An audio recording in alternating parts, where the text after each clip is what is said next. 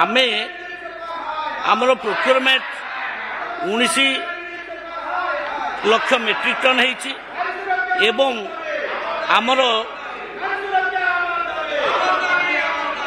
आमर खरीफ रे 63.45 lakh metric ton procurement है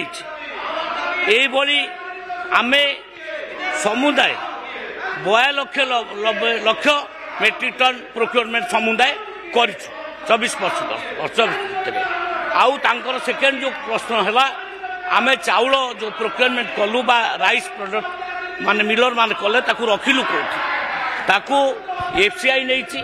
विधायक श्री प्रसन्न कुमार आचार्य। बाचस्पति महोदय मान्यवर मंत्री कहले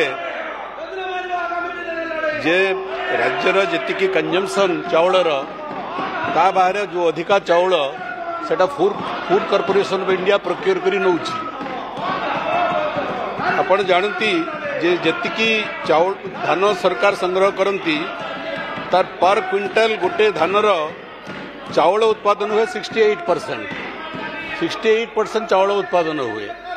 मो मान्यवर मंत्री को जानवा चाहूँगी जे गत वर्ष ये 68 हिसाब रे केते चाउल उत्पादन होता एवं सेथिरु राज्यर कंजम्पशन बाबद रे जो बड़का चाउल है सेथु केते फूड कॉर्पोरेशन ऑफ इंडिया नेला एवं केते नेला नहीं। द्वितीय कथा फूड कॉर्पोरेशन ऑफ इंडिया जेतिकी चाउल नहीं से बाबद रे राज्य सरकार को तार संपूर्ण पावना देइछि कि जदि देई नहीं केते हजार कोटी टंका केंद्र सरकार बा एफसीआई पाखरे पेंडिंग अछि से पैसा आदाय करबा पई राज्य सरकार कौन पदक्षेप नौछंती एवं से जो टंका एते ह्यूज परिमाण रा टंका जो राज्य सरकार। स्पीकर मैडम मो मत्स्य प्राणी संपदा मंत्री जाना चाहे पूरी सहर रे पेंटकटा ठारे बसंतु ये मत्स्य प्राणी संपदा आड़ से गले 152 नंबर प्रश्न।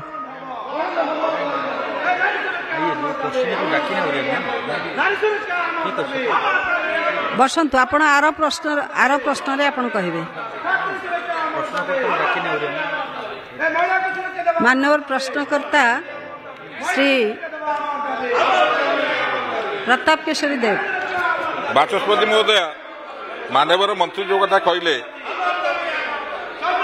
किछिटा आपण स्पष्टता कथा कहले किंतु तथापि एम्बिगुटी रहीगला तामाने आपण कथारू जहाँ जना पड़ला कि वर्तमान सुधा एफसीआई उठेई नाही सरप्लस को आपण कथबार्ता होचंती उठेवा पाई एक दुई आपण पाखरे केते सरप्लस रहिला आपण पीडीएस रे। मान्यवर विधायक गण जो माने वेल भितर अछंती